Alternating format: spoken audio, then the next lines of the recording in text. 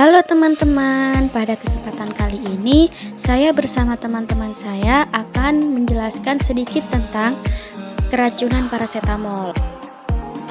Nah, sebelumnya kita harus tahu nih, apa sih parasetamol itu? Parasetamol atau acetaminophen adalah obat analgesik dan antipiretik yang banyak digunakan untuk meredakan demam, nyeri ringan hingga sedang, misalnya seperti sakit kepala, nyeri haid, atau pegal-pegal. Selanjutnya, ada 4 tahap dasar perjalanan obat dalam tubuh. 1. Absorpsi. Tahap pertama adalah penyerapan. Obat-obatan bisa masuk ke dalam tubuh dalam berbagai cara, dan mereka diserap ketika mereka melakukan perjalanan dari berbagai rute pemberian atau administrasi ke dalam siklus tubuh.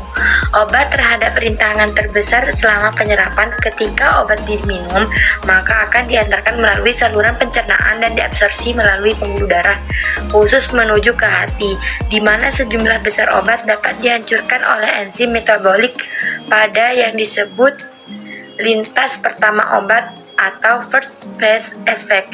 Rute lain dari pemberian obat yang melewati hati dengan memasuki aliran darah secara langsung atau melalui kulit atau paru-paru. 2. Distribusi. Setelah obat diserap, tahap berikutnya adalah distribusi. Pada umumnya, aliran darah akan membawa obat-obatan ke seluruh tubuh. Selama langkah ini, efek samping dapat terjadi ketika obat memiliki efek dalam organ selain organ target. Untuk pereda nyeri, organ sasaran mungkin otot sakit di kaki. Obat yang ditargetkan menuju sistem saraf pusat, otak, dan sumsum tulang belakang akan menghadapi rintangan besar, yakni barikade yang hampir tak tertembus disebut penghalang darah otak atau blood-brain barrier.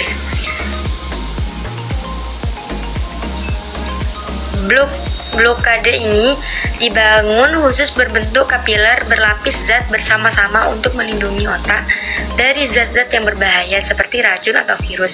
Namun, ahli farmasi telah merancang berbagai cara untuk menyelinap beberapa obat melewati penghalang ini.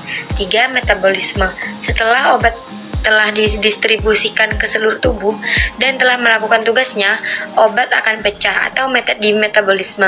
Penguraian dari molekul obat biasanya melibatkan 2 langkah yang terjadi sebagai besar di pabrik pengolahan kimia tubuh, yakni hati.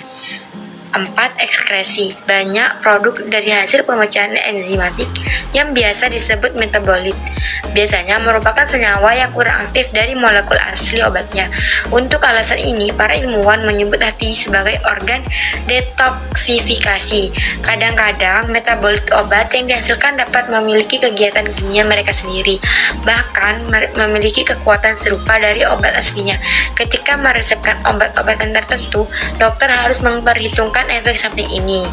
Setelah enzim hati menyelesaikan pekerjaannya dalam membuat metabolit obat, selanjutnya akan mengalami tahap akhir waktu dalam tubuh, yakni ekskresi, di mana akan keluar melalui urin atau feses, terkadang melalui keringat. Selanjutnya, pembahasan mengenai gejala keracunan obat.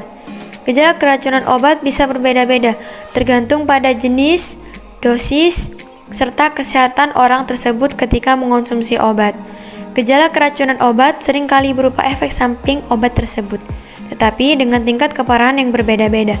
Beberapa gejala umum yang dapat muncul pada seseorang yang mengalami keracunan obat, di antaranya gangguan pencernaan seperti mual, muntah, sakit perut, diare, dan pendarahan pada saluran cerna, nyeri dada, detak jantung lebih cepat, sulit bernafas, pusing, kejang, penurunan kesadaran, kulit atau bibir kebiruan, hilang keseimbangan, kebingungan atau gelisah, dan halusinasi. Seperti yang dikatakan sebelumnya, gejala keracunan obat dapat berbeda sesuai jenis obat yang menyebabkan keracunan. Pembahasan gejala keracunan obat tersebut adalah materi terakhir dari pembahasan kami. Jadi, semoga mudah untuk kita pahami bersama. Kesimpulannya, minumlah obat sesuai perintah dokter dan pihak yang berhak dalam pemberian obat tersebut. Terima kasih.